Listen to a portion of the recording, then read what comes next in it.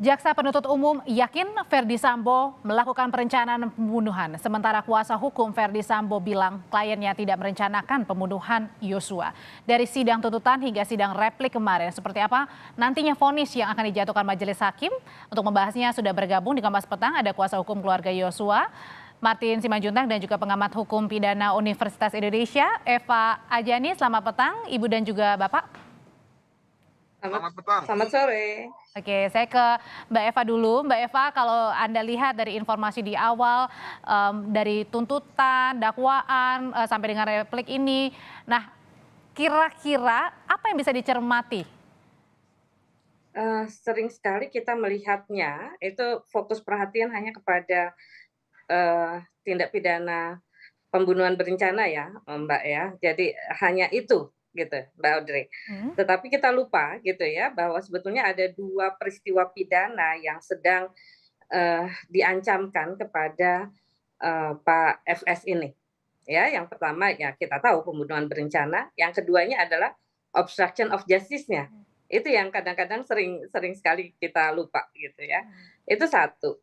Yang kedua, kita memang, terbawa gitu ya pada suasana di mana, eee, bentuk pemaknaan rencana gitu ya, ini agak kadang-kadang dianggap agak samar-samar gitu.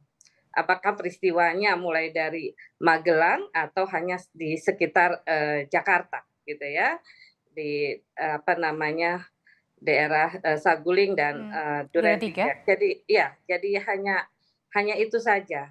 Tetapi bahwa ada peristiwa lain gitu ya, yang, kemarin kita juga dengar tuntutannya kepada, HK, kepada yang lain-lainnya gitu ya, yaitu Mhm. tentang obstruction of justice-nya yang juga dinyatakan oleh jaksa terbukti gitu loh. Jadi ini adalah rangkaian peristiwa yang sebetulnya harus kita lihat dalam potret yang utuh gitu ya untuk, FS sendiri, di luar, Richard, di luar Ricky, dan di luar, Putri begitu. Hmm. Jadi, kalau kita lihat itu barangkali yang juga harus dilihat oleh hakim ya di dalam peristiwa ini. Nah, kalau kita lihat dalam konstruksi hukum pidana, sebetulnya kita melihat adanya yang kita sebut sebagai konkursus atau kita sebut summon loop gitu ya, gabungan beberapa tindak pidana yang dilakukan oleh satu orang. Nah, Oke. ini kelihatannya, eee, kalau kita memang melihatnya sebagai ada 2 peristiwa pidana ya, dua-duanya harus dipertanggungjawabkan kepada yang bersangkutan, Hmm. maka ini akan menjadi satu hal yang Oke, sebetulnya tapi memberatkan begitu. tapi Mbak Eva, kalau misalnya tadi, ada banyak ya, bukan hanya pembunuhan berencana, ada juga obstruction of justice-nya. Tapi Ya. kan, Sambo ini menolak ya jika dikatakan ia membunuh, secara berencana untuk Yosua ini. Nah, kalau kira-kira dilihatnya nanti, apakah hakim masih, berkeyakinan yang mana nih? Agak agak berat untuk mengelak bahwa ini tidak dengan rencana ya, Mbak, ya. Oke. Ada argumentasi yang dibangun di sini yaitu bahwa dia dalam posisi marah gitu ya, gelap mata kalau bahasa orang awamnya ya, sehingga kemudian melakukan perbuatan-perbuatan itu. Jadi kalau kita lihat memang arahnya digiring kepada penerapan, nodware excess gitu ya, 49 ayat 2 KUHP. Tetapi pada pasal 49 ayat 2 KUHP saya kira tidak bisa digunakan dalam satu tindak pidana yang dikatakan pembunuhan dengan rencana. Karena apa? Satu, syaratnya adalah bahwa pembelaan itu seketika pada saat serangan berlangsung. Ini sudah jauh sekuensinya ya. Kalau tadi saya katakan, kalau misalnya dia mengetahui itu dari Magelang, kemudian ada perjalanan 6 jam gitu ya Mhm, sampai mhm. Jakarta, ada waktu berpikir saat informasi itu datang dan kemudian terjadi peristiwa penembakan, ini tidak mungkin kita pakai pasal 49 gitu ya sebagai dalil Oke. untuk kemudian membebaskannya. Itu satu. Yang kedua memang makna rencana itu harus kita pahami sebagai adanya kecukupan waktu untuk berpikir bagi si pelaku, Dan itu masuk gitu ya. semuanya ya, dalam Itu kasus kelihatannya Sambo? sulit sulit sekali untuk dielakkan kalau Dielakkan, kita oke. memaknai maknai peristiwa Magelang dan, Jakarta itu sebagai satu rangkaian yang utuh. Oke, kalau gitu saya tanyakan ke pengacara keluarga, Yosua, kalau sudah, semakin tidak terelakkan, kalau gitu kira-kira nanti vonisnya, yang dikira-kira dari pengacara keluarga Yosua ini seperti apa, Bang Martin? Karena kan ada dugaan gerakan bawah tanah Sambo, apakah ini mempengaruhi vonis nantinya? Ya, saya setuju memang, publik itu mungkin bayangannya ya, Pak Sambo itu hanya dijerat dengan pasal pembunuhan berencana dan pembunuhan spontan ya, subsidiaritas. Tapi jenis dakwaan itu sebenarnya akumulasi subsidiaritas ya. Kenapa? Karena ada perbuatan berlanjut di situ. Kalau nggak salah pasal 64 itu ya, konkursus. Nah, tadi mengenai dua hal tersebut, saya pikir memang saya sependapat dengan jaksa, dua-duanya sudah terpenuhi seluruh unsurnya ya. Tinggal nanti apakah hakim akan memvonis sesuai dengan tuntutan jaksa ya, yang seumur hidup tadi, atau memiliki pendapat lain gitu ya. Pendapat lainnya apa? Karena di dalam hal yang meringankan dalam tuntutan jaksa itu kan tidak ada kosong ya. Walaupun kemarin kalau saya tidak salah ya, ada beberapa hal yang tidak dijawab oleh jaksa, hanya dijawab secara general, menolak seluruh dalil-dalil ya dari terdakwa terhadap pledoi pribadi dan juga pledoi dari penasihat hukumnya. Di pledoi yang disampaikan oleh Pak Ferdi Sambo itu kan ada permintaan ya, bahwa yang bersangkutan itu ingin dihargai ya sebagai prestasi kedinasan gitu. Ada beberapa lencana yang sudah didapat. Nah, saya tidak tahu apakah saya tidak mengikuti atau memang tidak ada, secara spesifik itu tidak dijawab oleh jaksa. Nah, namun sebenarnya dalam hal yang memberatkan sudah dijawab bahwa perbuatan dari Ferdi Sambo ini sudah mencoreng nama institusi Polri, baik di dalam dan di luar negeri, dan membuat kegaduhan.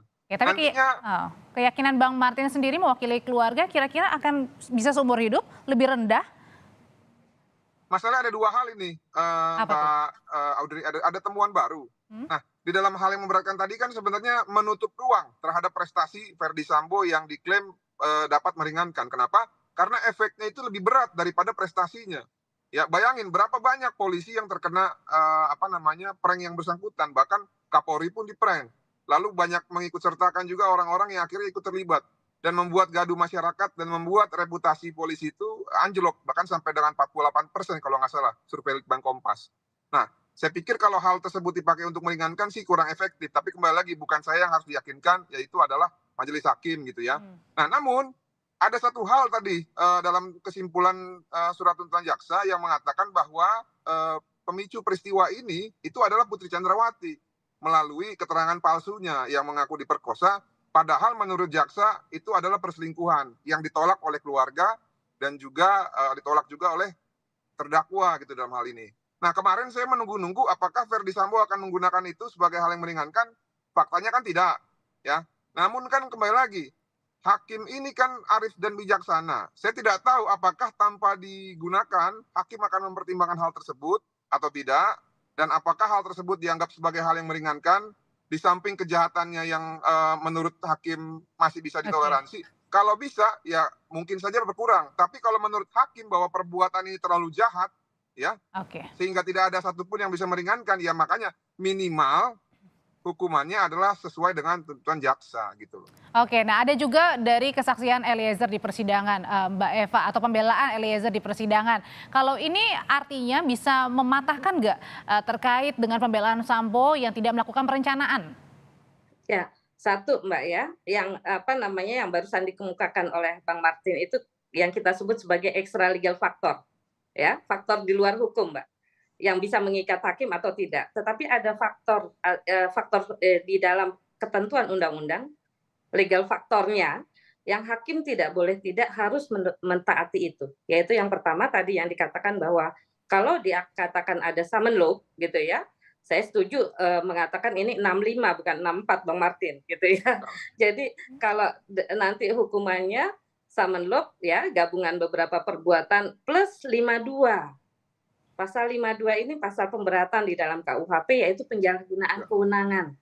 Beliau polisi gitu ya, Ini masuk dalam OOJ berarti ya, obstruction-nya ya? Iya, termasuk obstruction-nya dan menyalahgunakan kewenangannya pada anak buahnya gitu ya. Kalau misalnya Eliezer dikatakan dalam posisi 51 lah gitu Mbak. Ya, kalau 51 itu kan artinya yang bertanggung jawab kan yang memerintah gitu ya. Kalau gitu idealnya dilihat dari Mbak Eva, kira-kira nanti hitung-hitungan vonisnya seperti apa untuk Ferdi Sambo, Eliezer, Putri, Kuat, dan Iki? Ya, kalau Sambo saya kira hitungannya kalau secara matematika hukum pidana nih, Mbak Ya, Audrey ya. silakan.